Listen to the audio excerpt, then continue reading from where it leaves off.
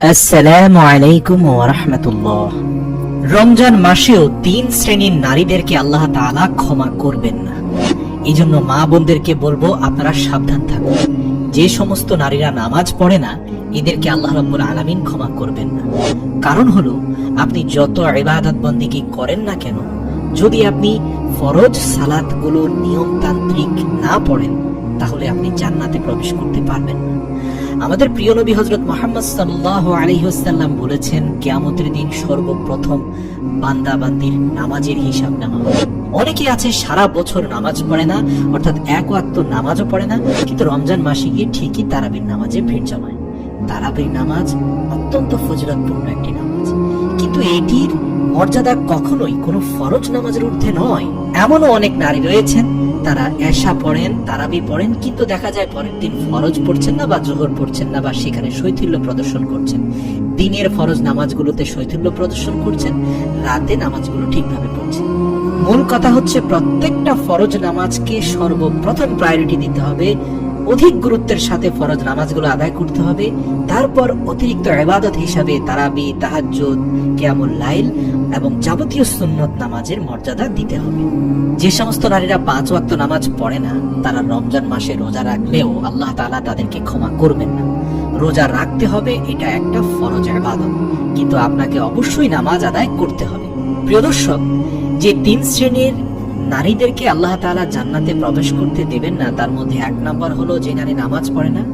2, যে নারী স্বামীকে মুখের দ্বারা কষ্ট দেয়, জিহ্বার মাধ্যমে কষ্ট দেয়। আবু হুরায়রা রাদিয়াল্লাহু তাআলা আনহু বলেন, আমি যখন প্রিয় নবী হযরত মুহাম্মদ সাল্লাল্লাহু আলাইহি ওয়াসাল্লামকে বলতে শুনেছি, রাসূল সাল্লাল্লাহু আলাইহি ওয়াসাল্লাম যখন মেরাজে গেলেন, তখন তিনি কিছু নারীদের জিহ্বার মধ্যে বর্শি লাগিয়ে ঝুলিয়ে রাখা হয়েছে মর্মে বর্ণনা করেন। আল্লাহর রাসূল এই দৃশ্য দেখে আঁতকে উঠলেন এবং জিব্রাইলকে জিজ্ঞেস করলেন, হে জিব্রাইল, তারা কেন এই নারীদেরকে বিভৎসভাবে কষ্ট দিচ্ছে? তখন হযরত জিব্রাইল আলাইহিস সালাম বললেন, হে আল্লাহর রাসূল, এরা স্বামীকে জিহ্বার মাধ্যমে কষ্ট দিত।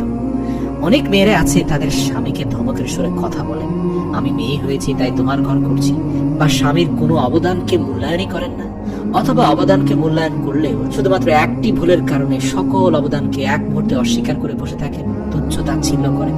এই জন্য সবসময় মনে রাখবেন, এই মাহে রমজান থেকে এই প্র্যাকটিস গুলো শুরু করুন। স্বামীকে কখনোই কষ্ট দিতে যাবেন না। এখানে আরেকটা কথা বলে রাখা উচিত, কোন স্বামী যদি চিন্তা করেন যে যেহেতু স্ত্রী তার স্বামীকে কষ্ট দিতে পারবে না, নিশ্চয়ই স্বামীর জন্য স্ত্রীকে কষ্ট দেওয়াতে কোনো বাধা নেই। সেই উদ্দেশ্যে বলে রাখি, কোন পুরুষ জান্নাতে যেতে পারবে না যে পর্যন্ত না তার স্ত্রী তার ব্যাপারে শ্রেষ্ঠত্বের ঘোষণা না দেয়। আল্লাহ রাসূল বলেছেন, সেই পুরুষ শ্রেষ্ঠ যে তার স্ত্রীর কাছে শ্রেষ্ঠ। একইভাবে সালাতের ব্যাপারে কোনো পুরুষ যদি শৈথিল্য প্রদর্শন করে, আল্লাহ তাআলা কিয়ামতের ময়দানে তাকেও ছাড় দেবেন না। তাই প্রিয় দর্শক, রোজার মাসে আপনারা ক্ষমা পাবেন, তার জন্য আপনাকে 3টা শর্ত পূরণ করতে হবে। 1, নামাজ ছাড়বেন না, স্বামীকে কখনো কষ্ট দেবেন না, হারাম খাবার ভক্ষণ করবেন না। এগুলো করার পর যদি আপনি ইবাদত বন্দেগী করেন, সে সমস্ত ইবাদত আল্লাহর দরবারে অবশ্যই কবুল হবে। এই 3টি শর্ত পালন করে এরপর আপনি যত বেশি পারেন ইবাদত করতে থাকেন।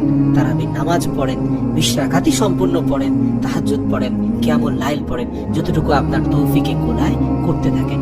কিন্তু কখনো কোনো সুন্নাত নামাজকে ফরজের উপরে অগ্রাধিকার দেবেন না। আপনার ফার্স্ট প্রায়োরিটি থাকবে প্রত্যেকটি ফরজ নামাজকে খুশু খুজুর সাথে সুন্দরভাবে আদায় করা।